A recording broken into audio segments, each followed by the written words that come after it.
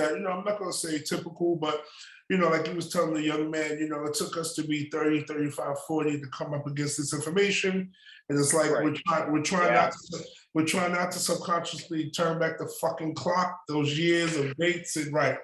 Oh yeah. Like, any advice that you can share right now in a moment of like, how did you fucking turn your life around? Like, I know when you share with us and you share with the world, it looks easy, but it wasn't. How did you do it? No, it was not. Oh my God, man. Like, what was your first step?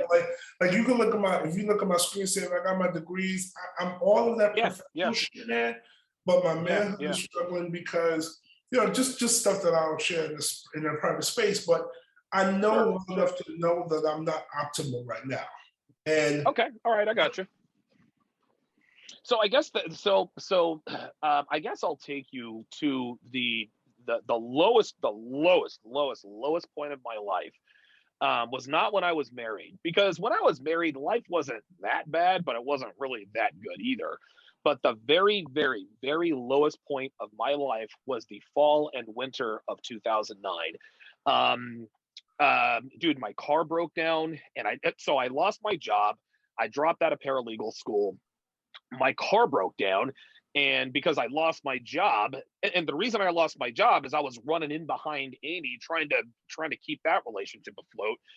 And so I lost my job. I ended up losing my car. They towed it because I had it parked. I actually had it parked at school.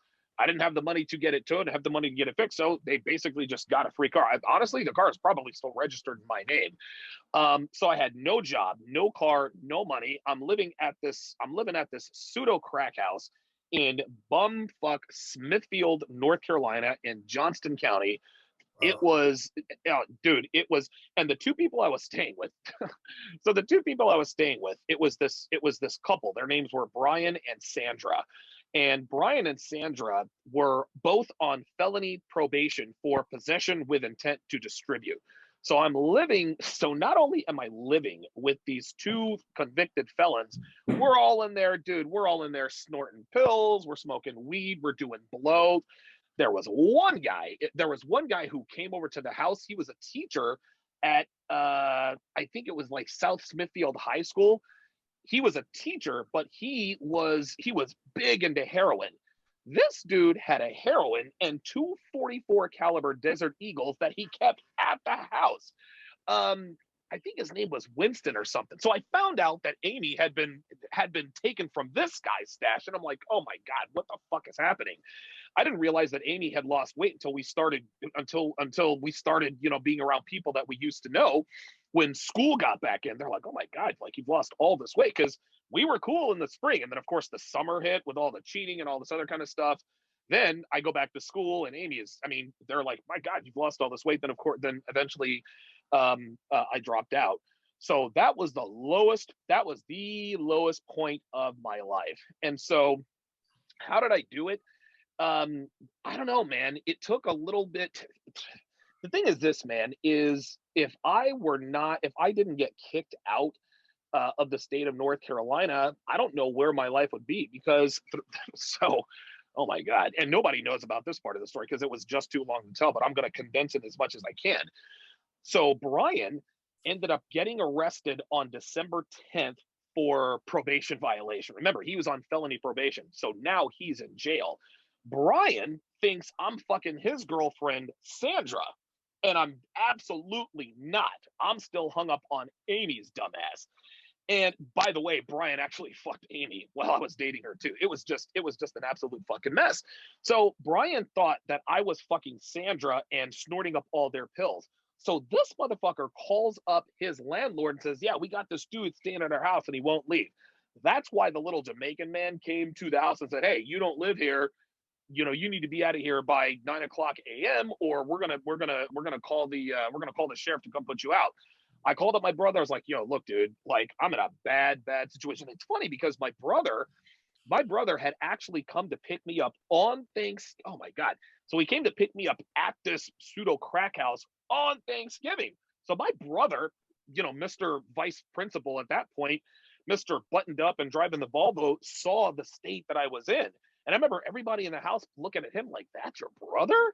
And so anyway, so I go and have Thanksgiving with the family, bring it, they bring me, he brings me back. And so knew what the situation was. And so what ends up happening is, so my brother, so I called him. My brother's like, yo, look, dude, my brother's name is Steven. So I was like, look, Steve, like there's situation, man. Like I got to get out of here.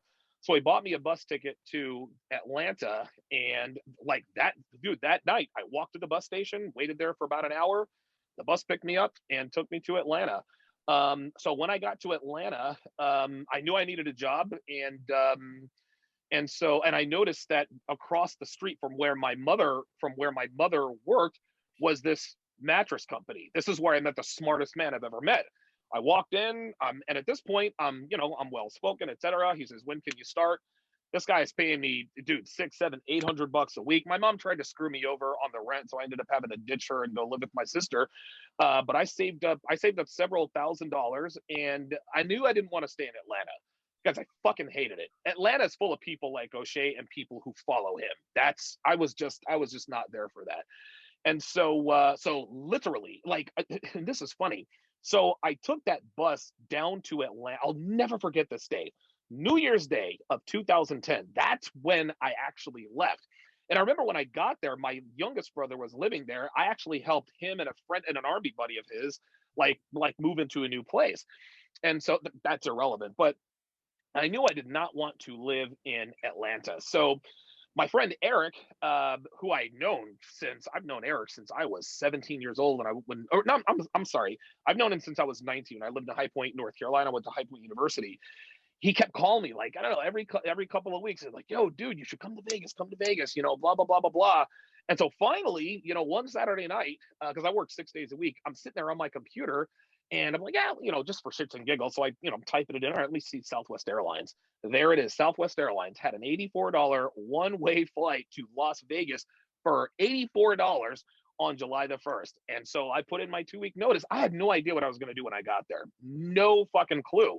But my friend Eric says, look, dude, he's like, listen, man, he says, I won't make you pay any rent, dude. Like, you can stay here till you get on your feet. And I had a few $1,000s, so I wasn't going to just stay there for free. So I broke them off when I got there. And so less than a week after I got, so for the first couple of days, I just got the lay of the land. And I'll never, ever, ever forget this. I knew it was weird because Eric actually, he's like, all right, look, dude, he's like, I'll have you take me to work, and then you can just use my car for the rest of the day. And I'm like, wow, this is really fucking cool. Eric was anyway. Dude, there's a big long backstory. I'm still very good friends with Eric's cousin Fred, and Fred's father, Uncle Freddie. It's a long drawn out thing. They live in Thomasville, just outside of Point. So there was some history there, right? So it's not like he just all of a sudden did this for no reason. But I'll never forget, after I dropped them off, I wanted to fill up his tank, and I stopped at this gas station, and I remember getting out of the car, and it was a warm desert morning, and I just remember looking at the sky and thinking, oh my God, this is like, I'm in, for whatever reason, I just like the whole vibe, the Pueblo style, how the whole West Coast vibe. I was like, dude, I think I'm in the right fucking spot. And so that Saturday, his sister and her husband took their kids out to Vallejo, California, to go to Six Flags over Vallejo. They're like, hey man, do you want to go? I was like, well, yeah, I ain't got nothing to do. Let's do it. And so I'll never ever forget this. So we're out there, I'm having the time of my life. And I'm always the kind of person, I stay present. I stay present in everything that I do. I never take anything for granted. And I remember I'm on this go-kart track. I'm racing this 8-year-old fucking kid who's a fucking asshole. But I remember thinking to myself at that very moment, a week ago, I was delivering mattresses in fucking rainy, shitty Atlanta. And now I'm riding go-karts in California. And so that's when things kind of changed for me. I was like, you know what? I might actually make it out here. So I had filled out an application at a place called Aerotech. They're a staffing agency. They're like, hey, what kind of experience do you have? Well, I've got a lot of sales experience and blah, blah, blah, blah, blah. And I'll never forget, the guy was like, could you pass a drug test right now? I said, no, I couldn't. He's like, all right, no problem. He's like, I got you covered. He said, there's this he said, there's this call center called Alorica. I think it was called Alorica. It's changed hands a bunch of different times. He says, there's this call center called Alorica. They sell cell phones to the elderly. And it was, what are they called? The Jitterbug phones. And so they said it's an inbound call center. They said they're going to pay you $15 an hour, and they'll pay you commission. And so when I looked at the commission structure, I was like, oh, I could make some real money doing this. The very first month, dude, I got there. So I didn't get to start until, actually, I didn't start until a month later, because I remember training happened. I was born August 11th. So I got the job on July. I was notified that I got the job on July the 13th, but I couldn't start, I think, until August the 5th. Don't quote me on that. So August the 5th, we're, all in training. That's, of course, where I met Susie, big titty Mexican girl I made a huge mistake with. And so we go through the training, and I'm clearly the #1 student because I just know my shit. And again, I'm a little older. I'm 32 years old. There were people of all ages. But as soon as I hit the floor, this is where I met my homeboy Eli, and I don't even want to get into that. But as soon as I hit the floor, dude, I was a fucking rock star. I started officially, I think it was right in the middle of August. So I had in 2 weeks time, I was #4 in the company in sales with 2 weeks. I was either #1 or 2 for the next 10 months. First month, I made $8,000 in commission. Second month, $9,000. Month 3 was a little bit soft, I think, because of the holiday season with Thanksgiving. I think December, I think I made like another like 5 or 6. We all thought the holidays were going to be big. January, 10,000. February, 8,000. So that's really where it started. But the reason I was able to change my life is because I already had the tools to be able to do that.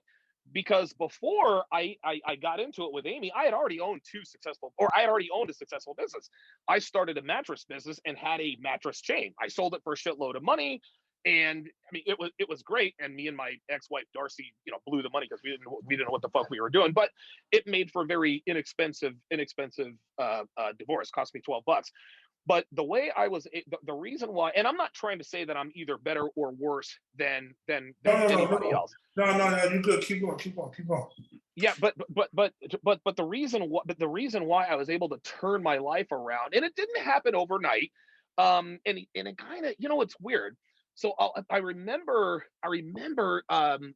sometime in December, I'm in Vegas. It's December. I think I had a couple of days off, and I remember thinking, dude, a year ago, like I was at the lowest point in my life.